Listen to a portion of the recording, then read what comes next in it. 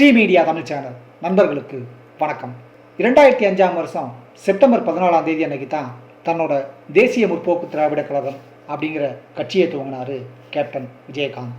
அடுத்த 2006 நடந்த சட்டமன்ற தேர்தலில் விஜயகாந்த் போட்டியிட்டார். அந்த தேர்தலில் கூட யாருமே எதிர்பார்க்காத விருத்தாசலத்தில் தான் போட்டியிட்டார். எல்லாருமே அவர் மதுரையில் தான் போட்டியிடுவார்னு எதிர்பார்த்தாங்க. இல்லைன்னா அவர் அருப்புக்கோட்டையை கூட தேர்ந்தெடுக்கலாம்னு கூட சொன்னாங்க.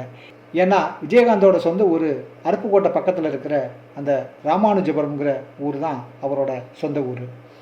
ஆனால் விஜயகாந்த் விருத்தாச்சலத்தில் போட்டிடுவார்னு யாருமே எதிர்பார்க்கல. ஏன்னா வட மாவட்டத்தை சேர்ந்த அந்த விருத்தாச்சலம் ஏரியாங்கிறது பாமகவோட பெல்ட்டுன்னு சொல்லப்படுறது. ஆனால் அந்த இடத்துல போய் நின்று ஜெயிச்சு வந்தார் கேப்டன். அந்த எலெக்ஷனில் அவர் வாங்கின ஓட்டு சரியாக 61,337 ஓட்டு. வாக்கு வித்தியாசம் 13,777 ஓட்டு. 2005 செப்டம்பர் 14 கட்சியை துவங்கிய விஜயகாந்த் அந்த மேடையில் பேசினப்ப முக்கியமாக மக்கள் தலைவர் எம்ஜிஆரை தான் குறிப்பிட்டு பேசினார். அதில் எனக்கு முதல்வர் ஆகணும்னு ஆசை, அதுவும் கட்சி தொடங்கும் போதே முதல்வருங்கிற கனவோட பேராசையோடு வர்றாரு. ஒரு நடிகர் நாடாளலாமான்னு கேட்குறாங்க. ஏன் அன்னைக்கு அண்ணா, கலைஞர், புரட்சி தலைவர், ஜானகியம்மா, ஜெயலலிதா வரைக்கும் நடிகர்கள் தானே. அவங்க நாட்டை ஆட்சி செய்யலையா? அமெரிக்காவில் அதிபர் ரீகன் நடிகராக இருந்து நாட்டை ஆட்சி செய்யலையா? ஏன் நான் முதல்வர் ஆகணும்னு கனவு காணக்கூடாதா? ஆசைப்படக்கூடாதா? கனவு காணுங்கள், அதன்படியே நீங்கள் தயாராவீர்கள் என்று அப்துல் கலாம் ஐயாவே சொல்லியிருக்காரு. நான் கார்கில் யுத்தத்துக்கு நிதி உதவியா 5 லட்சம், குஜராத் பூகம்ப நிதிக்கு 5 லட்சம், அசாம் புயல் நிவாரண நிதிக்கு 2 லட்சம், ஆந்திர வெள்ள நிவாரண நிதிக்கு 2 லட்சம்னு நான் நிதி வழங்கியிருக்கேன். நான் நிதி கொடுத்ததை சிலர் கேலி செய்கிறாங்க.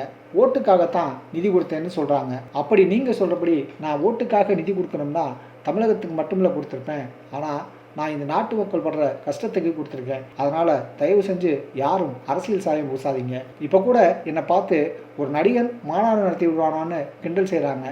பொதுவாக நான் போராட்ட குணமுடையவன். எனக்கு சொந்தமாக 4 ரைஸ் மில்கள் இருந்துச்சு. காலத்தோட கட்டாயம் சினிமாவுக்கு வந்தேன். துவக்கத்தில் என்னோட சினிமாக்கள் சரியாக போகலை. அதனால் என்னை ராசி இல்லாத நடிகர்னு சொன்னாங்க. சுமார் 1.5 வருஷம் நான் சும்மா தான் இருந்தேன். அதுக்கு பின்னாடி நான் சொந்த முயற்சியில் கதாநாயகனாக அடிக்க முடிவு பண்ணேன். அப்போ சில பேர் என்னை வில்லனாக அடிக்க கூப்பிட்டாங்க. ஆனால் நான் கதாநாயகன் தான், இல்லைன்னா நான் ரைஸ் மில்லுக்கே போய்ட்டேன்னு சொன்னேன். அந்த படத்தை ஓட வச்சது நீங்கள் தான். எனக்கு பல பிரச்சனைகள் வந்திருக்கு. என்னோட பிறந்த நாளை ஏழைகளுக்கு உதவுற நாளாக கொண்டாடுறேன். ஒரு முறை என்னோட நண்பர் என்னிடம் படிக்க பணம் இல்லை அப்படின்னு சொன்னதும் என்னோட கழுத்தில் போட்டிருந்த சங்கிலி அடமானம் வச்சு படிக்க வச்சேன். திடீர்னு ஒரு நாள் என்னோட அப்பா என்கிட்ட எங்கடா உன்னோட சங்கிலி, கழுத்தில் சங்கிலியை காணணும்னு கேட்டார். அப்போ நான் அமைதியாக சொன்னேன், நான் உழைச்ச காசில் வாங்குவேன்னு. என்னை ஒரு நிமிஷம் அப்படியே பார்த்தாரு. பிறகு அப்பா ஒன்றும் சொல்லலை, அப்படியே போயிட்டாங்க.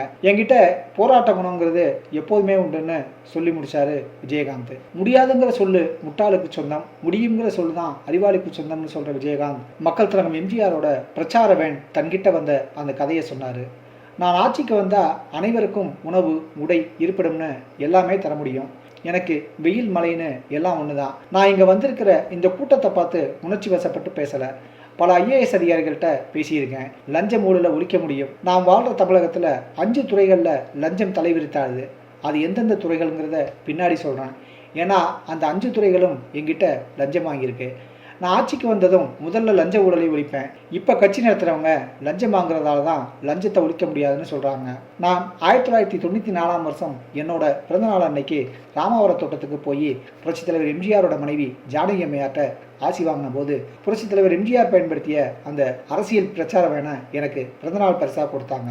புரட்சித் தலைவர் எம்ஜிஆர் பயன்படுத்திய அந்த அரசியல் பிரச்சார வேனோட நம்பர் 2005 என்பதாலேயே உங்களால் கருப்பு எம்ஜிஆர்னு அழைக்கப்படுற நான் என்னோட அரசியல் பிரவேசத்திற்காக இந்த 2005 அந்த பிரச்சார வேனை பயன்படுத்த எடுத்திருக்கேன். புரட்சித் தலைவர் எம்ஜிஆர் பயன்படுத்திய பிரச்சார வேனில் நானும் பிரச்சாரம் செய்யணும்னு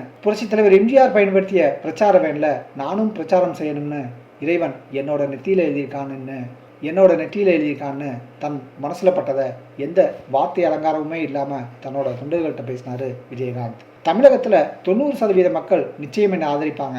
அதிலும் 50% ஓட்டு பெண்கள்கிட்ட இருந்து கிடைக்கும் அப்படின்னு பெண்கள் கூட்டத்தை பார்த்து சொன்னார். விஜயகாந்த் சொன்னதை ஆமோதிக்கிற மாதிரியே பெண்கள் கூட்டமும் ஆர்ப்பரிச்சது. மக்கள் திலகம் எம்ஜிஆர் மறைஞ்ச அதே டிசம்பர் மாதம்தான் கேப்டனும் மறைஞ்சிருக்காரு. கடவுளோட நல்ல அவரோட ஆன்மா இளைப்பாறட்டும். நன்றி நண்பர்களே. மீண்டும் ஒரு நல்ல தகவலோடு மறுபடியும் சந்திப்போம். நன்றி.